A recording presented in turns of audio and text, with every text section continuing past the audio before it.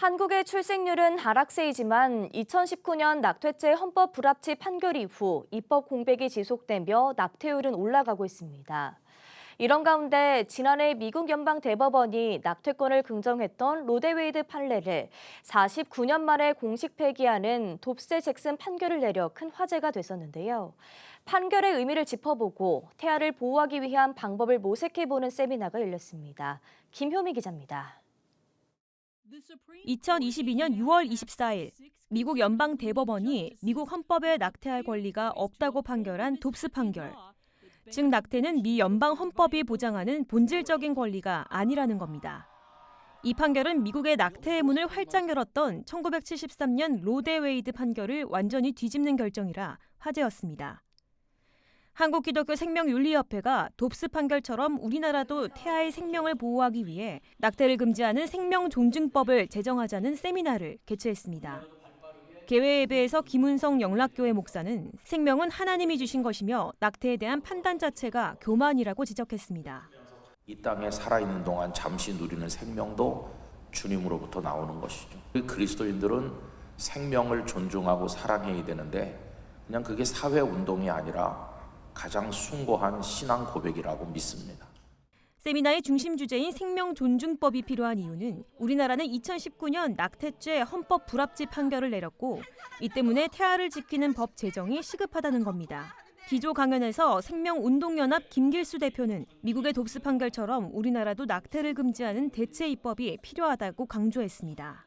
미국에서 낙태가 합법화된 지가 49년이 됐는데 드디어 작년에 돕스 판결에 의해서 이제 생명을 존중하는 법으로 미국이 바뀌어졌습니다. 우리나라도 생명존중법을 제정하자는 그러한 의미로 이 세미나를 우리가 진행하는 것입니다. 또 김길수 대표는 태아 3법을 제안했습니다. 태아 3법이란 태아의 생명을 보호하는 태아보호법, 태아 인권을 보장하기 위한 태아인권법, 태아의 생명권이 장애 성별에 차별받지 않는 태아 반차별법을 의미합니다. 이어 장지영 교수가 돕스대 잭슨 판결의 의의에 대해 발표를 이어갔습니다.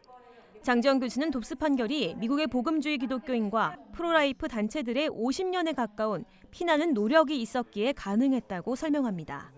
말씀드린 세 그룹이 굉장히 유기적으로 활동을 하면서 돕슨 판결을 이끌어냈다고 보시면 되는데요. 복음주의 기독교 중에서도 남침내교가 그 역할의 중심에 있었습니다.